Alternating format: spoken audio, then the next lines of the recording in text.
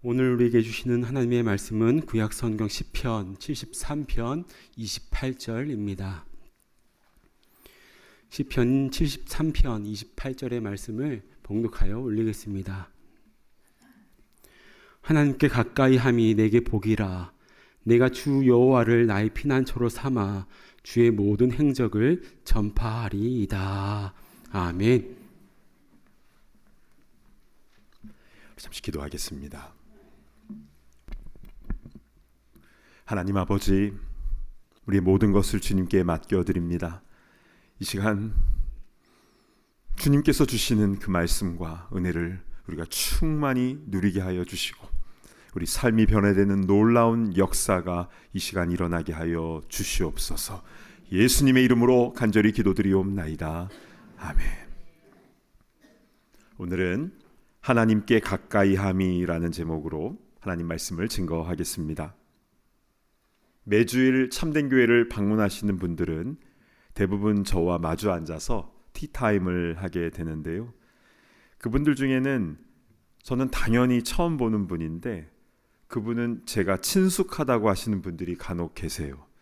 유튜브를 통해서 저를 많이 봐서 낯설지가 않으시다라는 겁니다. 저는 그런 얘기를 들으면 엄청 쑥스러운데요.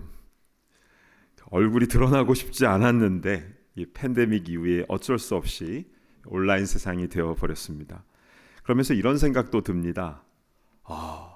화면으로라도 얼굴을 자꾸 보면 친숙해질 수 있는 것이구나.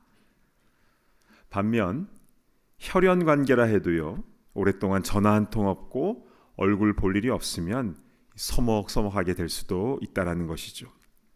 그래서 몇 촌 관계냐보다 얼마나 자주 만나느냐가 친밀함에 더 영향을 주는 것 같습니다. 그래서 이웃사촌이란 말도 생긴 것 같아요. 자, 그렇다면 여기서 직접적으로 한번 질문을 드리겠습니다. 여러분은 하나님과 얼마나 가까우십니까? 하나님과 얼마나 친하세요? 우리 하나님 너무 좋고 늘 힘이 되어주시고 좋은데, 근데 하나님 너무 높은 분이셔가지고 솔직히 좀 어렵습니다. 혹시 이런 마음이 있다면 이것을 생각해 보셔야 됩니다. 우리는 언젠가 오늘 다 하나님 앞에 서게 될 텐데요. 그때 하나님 앞에서 뭐라고 얘기하시겠습니까? 아이고, 제가 말씀은 많이 들었습니다. 아버지를 아버지라 부르지 못하는 그런 홍길동처럼 돼서야 되겠습니까? 그날에는요, 하나님 아버지를 어려워하고 낯설어하고 그런 게 아니라 그냥 달려가서 그 넓은 품에 꽉 안겨야 되는 것 아니겠습니까? 그래서 오늘 말씀이 귀한 것입니다. 자, 오늘 본문 시편 73편 28절 말씀 우리 한 목소리로 같이 봉독합니다. 시작. 하나님께 가까이 함이 내게 복이라. 내가 주 여호와를 나의 피난처로 삼아 주의 모든 행적을 전파하리이다. 아멘. 무엇이 복입니까? 하나님께 가까이 함이 내게 복이라. 사실은 우리는 복 받는다고 하면요, 돈 많이 벌고 무병장수하고 자녀들 성공하고 이런 거 생각나는데요. 물론 이런 것들도 성경이 있어요. 땅의 기름진 복으로, 장수의 복으로, 자녀의 복으로 다 나옵니다. 그러나 하나님께 가까이 하는 것이, 이것이 복이라, 최고의 복임을 말씀하고 있는 것입니다.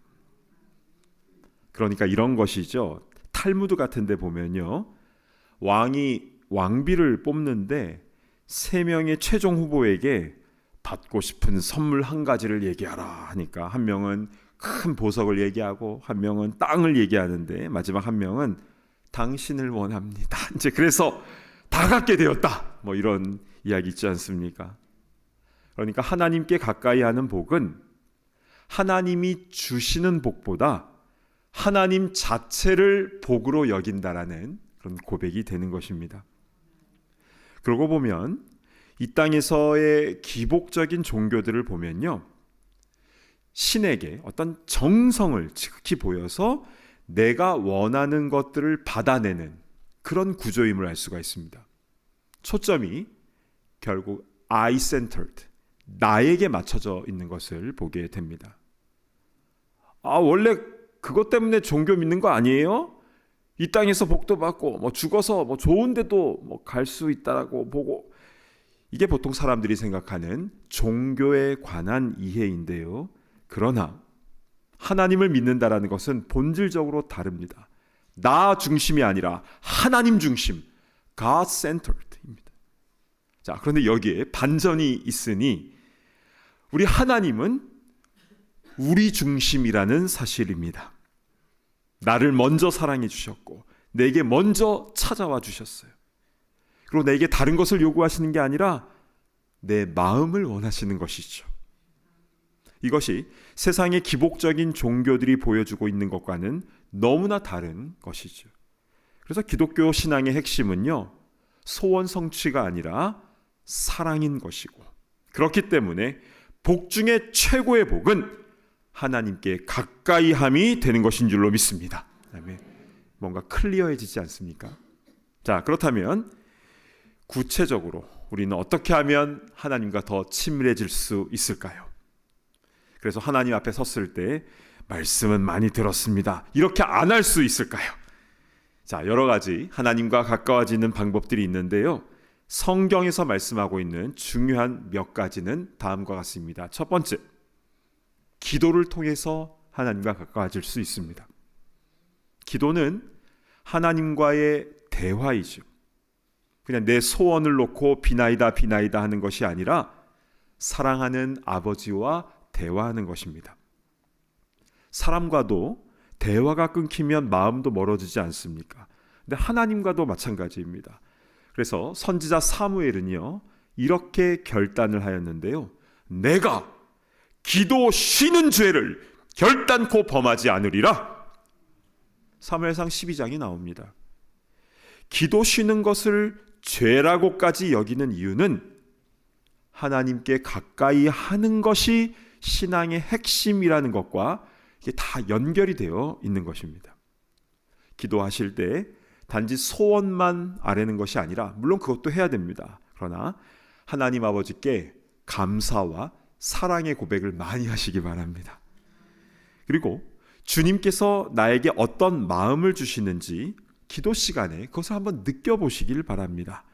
기도를 통해서 우리 하나님께 더 가까이 나아가는 복을 얻으시기를 축복합니다. 아멘. 두 번째는 찬양을 통해서도 하나님께 가까이 나아갈 수가 있습니다. 찬양은 곡조가 있는 기도이지요, 그리고 경배입니다. 바울과 실라가 빌립보 감옥에서 찬양할 때에 옥문이 열리고 묶였던 것들이 풀려진 역사가 일어났는데요, 그런데 그건요, 부수적인 것들입니다. 정말 중요한 것은 찬양 가운데 하나님의 임재를 경험했다라는 것이죠. 왜냐하면 하나님은요, 우리의 찬양 중에 거하시는 분이시기 때문에 그렇습니다. 시편 22편에 그 말씀이 나와요. 우리 교회에서 찬양할 때도 우리 힘차게 부르시고, 또 혼자 운전할 때, 또 길을 걸을 때, 심지어 설거지를 막 할 때에도 찬양을 부르시거나 아니면 들으시면서 하셨으면 좋겠습니다. 일상에서도 우리 하나님께 더 가까이 나아가는 복을 누리게 될 줄로 믿습니다. 아멘. 세 번째는요, 말씀을 통해서 하나님과 가까워지는 겁니다. 특별히 오늘 이 부분을 좀 자세하게 살펴보기를 원하는데요, 말씀을 통해서 하나님과 가까워진다. 우리 가운데서는요, 성경을 소리내어 읽다가 또는 노트에 적는 성경 필사를 하다가 또 성경 공부를 하며 깊이 묵상을 하다가 또 설교 말씀을 반복해서 계속 듣다가 또 암송 구절을 계속 암송을 하다가 하나님을 깊이 만난 분들이 참 많으세요. 그러한 간증들이 계속 들려옵니다. 그러니까 말씀을 가까이 하는 가운데 하나님의 음성이 들린 것이고, 그래서 하나님과 더욱 가까워지는 역사가 나타나게 된 것입니다. 이것은 비단 우리들뿐만이 아니라 성경에 나오는 믿음의 인물들도요, 하나님 말씀을 사랑하고 그 말씀을 통해서 하나님께 더 가까이 나아감을 볼 수 있습니다. 특별히 오늘 성경의 한 인물을 주목해 봤으면 좋겠는데요. 그의 이름은 바룩입니다. 바룩. 들어보신 분도 계시고 조금 생소한 분도 계시죠. 내가 벼룩은 아는데 바룩은 처음 듣습니다 하신 분도 계실 거예요. 자, 성경에 그렇게 유명하지 않은 이 바룩은 누구인가? 그는 눈물의 선지자 예레미야 옆에서 글을 써주는 서기관이었습니다. 자, 예레미야서 36장 4절을 한번 보실까요? 이에 예레미야가 네리야의 아들 바룩을 부르매 바룩이 예레미야가 불러주는 대로 여호와께서 그에게 이르신 모든 말씀을 두루마리 책에 기록하니라. 아멘. 예레미야 선지자가요, 네리야의 아들 바룩을 불렀고, 바룩은 예레미야가 불러주는 하나님의 말씀을 그대로 두루마리에 기록을 했는데요. 그러니까 하나님께서 예레미야에게 말씀하시면 예레미야는 그것을 바룩에게 전하였고, 바룩은 그것을 한자 한자 적는 일을 했던 것입니다. 그런데요, 바룩은 단지 예레미야의 글 쓰는 비서가 아니었습니다. 물론 예레미야가 감옥에 갇혀 있을 때가 여러 번 있었는데요. 그 중에 한 장소인 말게아의 구덩이가 예루살렘 다윗성 옆에서 발견됐습니다. 완전 지하 감옥이어서 컴컴해요.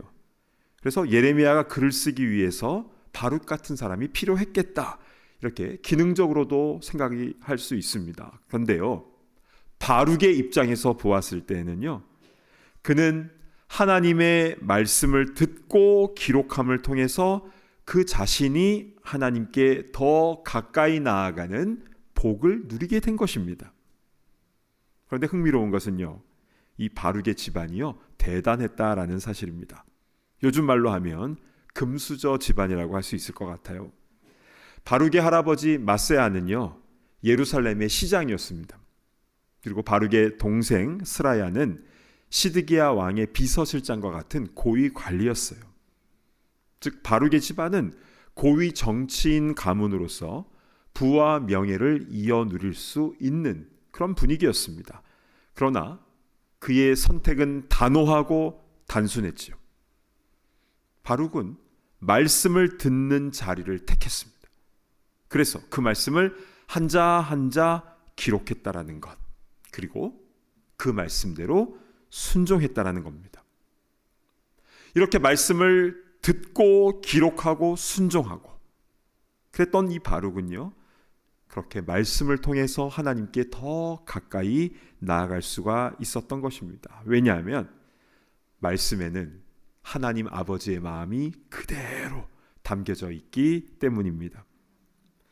그럼 바룩은요, 그 뒤로 마음이 흔들리진 않았을까요? 흔들렸어요. 예레미야와 바룩이 사역했던 때는요, 남유다가 멸망하기 직전이었기 때문에 그 말씀이요 늘 심판의 메시지, 회개의 메시지가 많았어요. 그래서 그 말을 들은 이들은 왕부터 해서 백성들까지 모두 기분 나빠했죠. 그래서 바룩이 어떻게 흔들렸는지 예레미야서 45장 2, 3절을 한번 보실까요? 바룩아, 이스라엘의 하나님 여호와께서 내게 이같이 말씀하셨느니라. 내가 일찍이 말하기를 화로다, 여호와께서 나의 고통에 슬픔을 더하셨으니 나는 나의 탄식으로 피곤하여 평안을 찾지 못하도다. 성경은 바룩의 마음이 힘들었다는 것을 숨기지 않습니다. 그는 말씀에 가까이 있었지만 사람들에게 미움을 받았어요. 그래서 단식하고 피곤하고 평안을 찾지 못했다라는 이런 고백을 하게 된 겁니다. 그런데요, 하나님은 그 소리를 다 들으시고 오히려 그를 위로해 주시는데요, 예레미야를 통해서 말씀으로 위로하십니다. 자, 5절을 한번 보실까요? 네가 너를 위하여 큰일을 찾느냐? 그것을 찾지 말라. 보라, 내가 모든 육체에 재난을 내리리라. 그러나 내가 가는 모든 곳에서는 내가 너에게 내 생명을 노량물 주듯 하리라. 여호와의 말씀이니라. 아멘. 먼저 너 자신을 위하여 큰일을 찾지 말라고 하셨습니다. 바룩은 자신을 위하여 일하는 사람이 아니라 그저 하나님 말씀 가운데 머물며 그대로 말씀을 전하는 사람이었죠. 그런데 하나님께서 그러한 바룩을 통하여 큰 일을 행하시는 것입니다. 그리고 당시에 육체의 재난이 임하는 남유다 심판의 때였지만 그러나 내 생명을 노량물 주듯 하리라. 그래서 노량물이라고 나와서 그렇지만 영어 성경에 보면요, 프라이즈, 선물입니다. 하나님께서는 바룩이 어디를 가든 wherever you go, 또 어느 곳에 있든 in all places 그를 지켜주시고 그와 함께 하신 줄로 믿으시길 바랍니다. 아멘. 바룩은요, 어떤 큰 업적을 남기지 않았어요. 그는 예언자도 아니고 늘 예레미야를 통해서 하나님 말씀이 들려왔죠. 그럼에도 불구하고 바룩은 말씀을 듣고 기록하고 행하고, 듣고 기록하고 행하고 말씀과 함께하는 삶을 살게 되었습니다. 자, 그러면 여기서 바룩의 이름의 뜻은 무엇일까요? 놀랍게도 복받은 자입니다. 복받은 자. 오늘의 본문인 시편 73편 28절 말씀을 다시 한번 보실까요? 하나님께 가까이함이 내게 복이라. 내가 주 여호와를 나의 피난처로 삼아 주의 모든 행적을 전파하리이다. 바룩은 말씀을 통해서 하나님께 가까이하는 복을 누린 것이고 주님을 피난처로 삼고 위로를 얻었고 그렇게 세임받아서 주의 모든 행적을, 그 말씀을 전파하는 삶을 사는 것인데요, 그는 결국 그의 이름대로 복 받은 자로 살게 된 것입니다. 할렐루야. 아멘. 사랑하는 여러분, 바룩이 받은 복은 세상에서 말하는 성공은 아니었습니다. 그런데 그는 왕궁 대신 말씀을 택했고, 그래서 하나님 말씀을 가장 가까이에서 듣고 기록하고 순종함으로 하나님과 가까이 지냈던 사람이었습니다. 자기를 위하여 큰 일을 찾는 것이 아니라 그저 말씀 안에 머물 때에 하나님께서 그를 지켜주셨고 또 귀하게 사용하신 것입니다. 여러분, 1986년경에요 예루살렘에서 한 가지 흥미로운 것이 발견이 되었는데요, 바로 바룩의 인장이 발견된 것입니다. 사진 한번 보실까요? 이게 화면으로는 커 보이지만 동전 크기만 한 건데요, 당시에는 중요한 문서를 인봉, 그러니까 sealed 할 때 이런 인장을 사용했습니다. 그러니까 문서를 말아가지고 끈으로 먼저 묶고 그 끈 위에다가 진흙, 클레이를 딱 대고 엄지손가락으로 꾹 눌러서 지장을 찍고 거기에 자기의 이름을 딱 적으면 그게 딱 굳는 그런 구조였습니다. 근데 여기 인장에 있는 이 고대 히브리어로 쓰여진 내용은 이렇습니다. 레 바루크 벤 네리야후, 직역하면 네리야의 아들 바룩의 것. 2500년 전에 바룩이 직접 만든 인장입니다. 눈을 한번 크게 뜨고 보시면요, 바룩의 지문이 보입니까? 성경의 인물 중에 유일하게 지문이 남아있는 사람이 바로 바룩입니다. 저는 수십 년 전에 이렇게 바룩의 인장이 발견된 것을 보면서 조용히 말씀 가운데 하나님과 가까이 했던 이 바룩을 하나님이 인정해 주시는 도장을 꾹 찍어 주신 게 아닌가, 이런 생각이 들었습니다. 저는 여기서 여러분에게 도전을 한번 드리고 싶습니다. 챌린지를 하고 싶은데요, 세상의 기복적인 종교에서는 신에게 정성을 잘 보이면 앞길 열어주고 부와 명예와 건강과 자식들 앞날까지 잘 해줄 거라고 그렇게 말을 하는데, 그러나 이렇게 자기를 위하여 뭔가를 구하는 것이 아니라 먼저 하나님의 나라와 하나님의 의를 구하는 것이 기독교 신앙의 본질입니다 라는 말씀을 여러분이 들었을 때, 그래도 여러분은 하나님을 믿으시겠습니까? 그래도 주님을 따르시겠습니까? 사실 이 시대에 이런 메시지를 전하면 인기 없는 목회자가 되겠죠. 이렇게 말해야 되는 거 아닙니까? 여러분, 믿는 대로 다 될 줄로 믿습니다. 원하는 것 하나님 다 들어주실 것입니다. 이래야 좀 속이 후련하고 뭐가 다 잘 되고 그냥 마음이 든든하고 번영할 것 같고 이런 기분이 들지 않습니까? 그런데요, 예레미야 시대에도 그렇게 말하는 선지자들이 있었습니다. 여러분, 우린 다 괜찮습니다. 하나님이 잘해줄 겁니다. 바벨론이 아무리 강하여도 걱정하지 마십시오. 우리에게는 이 예루살렘 성전이 있습니다. 다 거짓 선지자가 그렇게 말했습니다. 사람들에게 인기 있었지요. 돈도 많이 벌었어요. 그러나 결국엔 예레미야가 예언한 대로 예루살렘은 바벨론에 의하여 성전도 파괴되고 성읍도 모두 파괴되고 사람들은 다 포로로 끌려가게 되었죠. 그런데요, 바벨론으로 포로로 잡혀간 이들이 비로소 그곳에서 자신의 죄를 회개하고 그때 말씀을 깊이 있게 묵상하게 됩니다. 그렇게 하나님과 가까이 하는 훈련을 하게 돼요. 그리고 역시 예레미야를 통해서 주신 약속대로 예레미야서 25장과 29장에 나오는데 70년 만에 감격적으로 예루살렘으로 귀환하게 되죠. 여러분, 내가 지금 예루살렘에 있느냐 바벨론에 있느냐 그게 중요한 것이 아닙니다. 내가 하나님과 가까이 있느냐, 이것이 본질이며 가장 중요한 것이죠.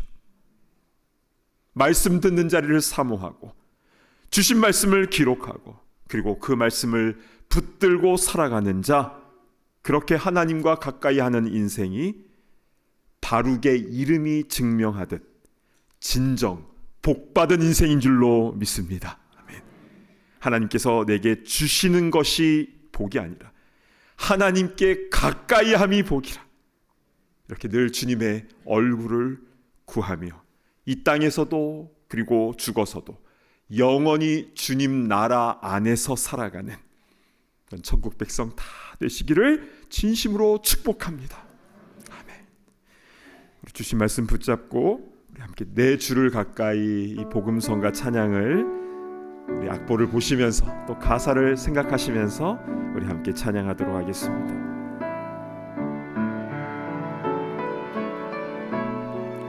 내 주를 가까이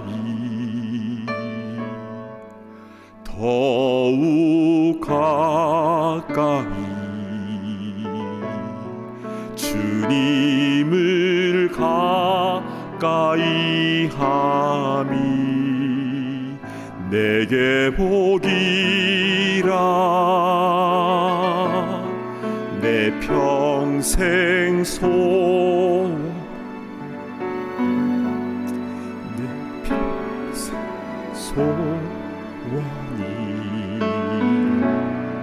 영원한 주의 나라 안에 사는 것. 내 주를 가까이 더욱 가까이 주님을 가까이 함이 내게 복이라. 내 주를 가까이 더욱 가까이 주님을 가까이 함이 내게 복이라. 더욱 가까이 더욱 가까이 더욱 가까이 주님 앞에 나아갑니다. 더욱 가까이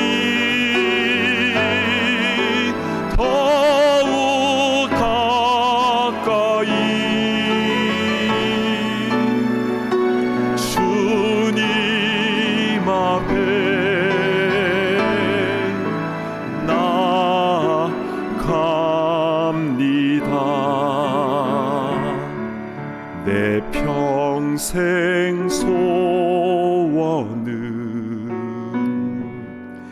내 평생 소원이 영원한 주의 나라 안에 사는 것. 아멘. 이 시간 우리 눈을 감고 기도하겠습니다.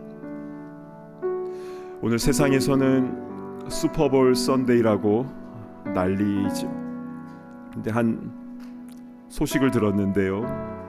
오늘 경기하는 한 팀의 감독과 코디네이터가 인터뷰를 하는데 우리의 목표는 경기에서 승리하는 게 아니라 예수 그리스도입니다 라고 고백을 했습니다. 수많은 기자들 앞에서.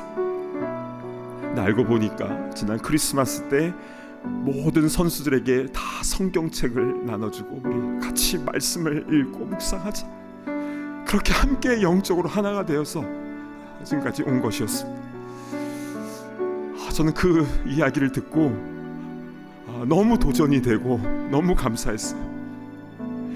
다른 어떤 것이 아니라, 그냥 승리하는 것이 아니라 나의 목표는 말씀 안에 거하며 주님을 증거하는 것, 이것이 나의 인생의 목표입니다. 우리도 이렇게 고백할 수 있어야 되지 않겠습니까?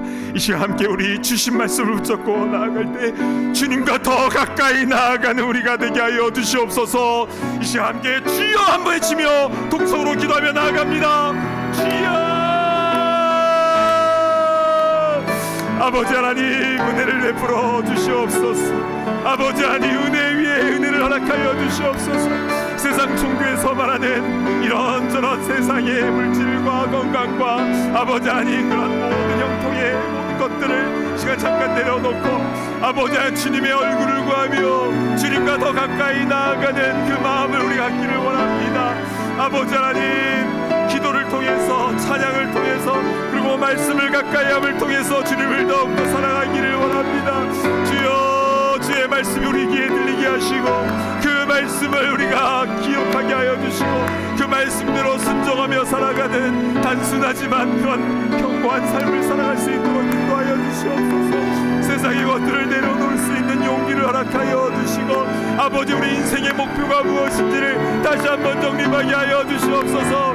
먼저 하나님의 나라와 하나님의 의를 구하는 삶 되게 하옵소서. 그리스도를 증거하는, 자랑하는 삶이 되게 하여 주시옵소서. 아버지, 이렇게 하나님과 더 가까이 나가는 삶을 살다가 주님 부르시는 그날 넓은 주님 품에 온전히 꼭 안겨 나아가는 우리가 될 수 있도록 인도하여 주시옵소서. 아버지 하나님 아버지, 참으로 감사를 드립니다. 오늘 주신 말씀을 통해서 진정한 복이 무엇인지 우리에게 분명하게 들려주시니 참으로 감사를 드립니다. 세상 종교에서 말하는 이런 세상의 모든 것들을 이야기하기 전에 먼저 하나님의 나라와 의를 구할 수 있는 우리가 되게 하시고 주님께 가까이 나아가는 것이 가장 큰 복임을 기억하며 기도를 통해서, 찬양을 통해서, 또 말씀을 통해서 주님 앞에 더 깊이 나아가며 주의 얼굴을 구하는 우리 모두가 다 되게 하여 주시옵소서. 주님께서 우리를 지켜주시고 보호하여 주시고 피난처가 되어주시고 그리고 우리를 사용하사 하나님의 귀한 일에 우리를 온전히 사용하여 주시옵소서. 감사합니다. 사랑하는 주 예수 그리스도의 이름으로 간절히 기도드리옵나이다. 아멘.